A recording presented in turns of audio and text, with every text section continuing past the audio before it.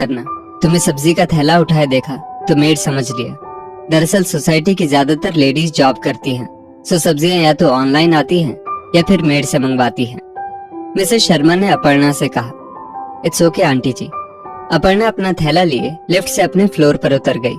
अपर्णा के उतरते ही लिफ्ट में मिसेस शर्मा के साथ खड़ी मेड सरोज ने कहा, बहुत अच्छी है 402 वाली अपर्णा मैम साहब, हमेशा मुस्कुराती रहती है। आपके मेड समझने पर बुरा क्यों मानेंगी? इनकी सास इनसे मेड की तरह ही काम कराती है। तुम्हें कैसे पता? तुमने कभी काम किया उनके फ्लैट में? मिसेस शर्मा ने हैरानी से सरोज की तरफ देखा। और नहीं तो क्या, हर काम परफेक्ट चाहिए उनको। अब बताओ, रोज भारी भारी गमले उठाओ, फिर सफाई कर उनको सेट करो, 1000 रुपए देकर पूरा 4000 का काम लेती हैं। फिर आप झाड़ू लगाओ और कोई पीछे पीछे घूमे तो कौन सी मेड बर्दाश्त करेगी? जो मेड आती है 4 दिन में भाग जाती है।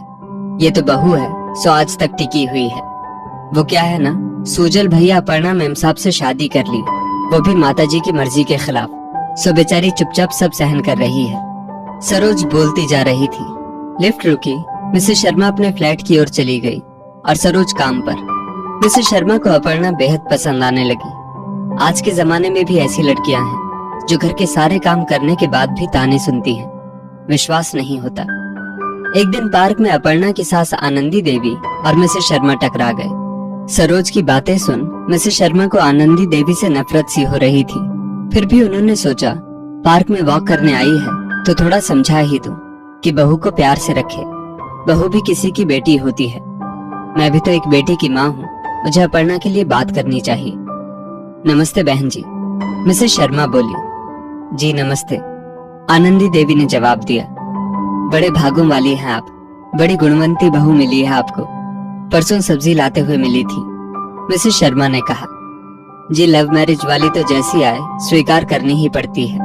हमारा जमाना सही था, ना ज्यादा पढ़ाई लिखाई, ना लड़कियां ज्यादा पढ़ती, ना दिमाग खराब होता।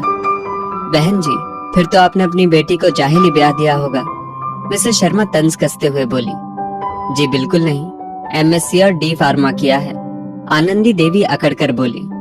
ओह, फिर तो उसने आपने जहाँ कहा होगा ब्याह रचा लिया होगा, तभी आपको लव मैरिज वाली बहू बुरी लग रही है। और नहीं तो क्या, संस्कार। मेरे बच्चों को मैंने शिक्षा के साथ संस्कार भी दिए हैं। मेरी बेटी का रिश्ता मेरे स्वर्गवासी पति तय करके गए थे। ये मेरी संस्कारहीन बहू इडली डोसा खाने वाली कहाँ हमारे पल्ले पड़ गई। रोटी तक गोल बेलनी नहीं आती। मेरा सूजल गाय जैसा है, कैसे फंस गया। अब मिसेस शर्मा से रहा नहीं गया। माफ कीजिएगा बहन जी, लव मैरिज 2 लोगों के प्यार में पड़ने की वजह से होती है। जो संस्कार आपने बेटे को देना भूल गई, सिर्फ बहू को कसूरवार ठहराना सही नहीं। इतने में अपर्णा ने सास और मिसेस शर्मा को पार्क की बेंच पर बैठे हुए देखा। चले मम्मी, अपर्णा दूध के पैकेट संभालते हुए बोली। आनंदी देवी मिसेस शर्मा से कुछ कहती, पर बहू के आगे कुछ ना बोलकर उन्होंने मुंह मोड़कर वहां से निकलना बेहतर समझा। अपर्णा कैसे झेलती हो बेटा, मिसेस शर्मा बोली। बहुत आसान है आंटी जी, मम्मी जी अपनी टिपिकल गांव वाली भाषा में मुझे कोसती है, जो मुझे समझ ही नहीं आता। उनकी हिंदी मेरी हिंदी ठीक ठाक सी है, इसीलिए थोड़ा बहुत ही एक दूसरे की बात समझ पाते हैं। मेरे पेरेंट्स बहुत नाराज हैं, बात भी नहीं करते, सो सासू माँ की नाराजगी बुरी नहीं लगती। पति प्यार करते हैं, ननद ससुर सब ख्याल रखते हैं। सासू माँ भी प्यार देंगी तो हमको डायबिटीज हो जाएगा। अपर्णा बोलकर चली गई। इस बच्ची को मेरी मदद की जरूरत नहीं, ये तो मुझे जिंदगी का कितना बड़ा पाठ सिखा गई। अब चले हैं मुश्किल रास्ते पर तो चुनौतियों से क्या घबराना। जैसी भी है, ये सास को अपना मान चुकी है। धन्य है इसके माता पिता और उनके संस्कार। जल्दी आनंदी जी को भी समझ आ जाएगा। जैसी इस बच्ची की सोच है, एक दिन ये मायके वालों और सास सबको मना लेगी, बिहार चेन्नई को एक कर देगी। मिसेस शर्मा खुद से बोली। सच ही तो है दोस्तों, परेशानियां किसके जीवन में नहीं है, लेकिन उन परिस्थितियों से जूझने के लिए आप कितने तैयार हैं। आपकी सकारात्मक सोच आपको हर चुनौती के योग्य बनाती है।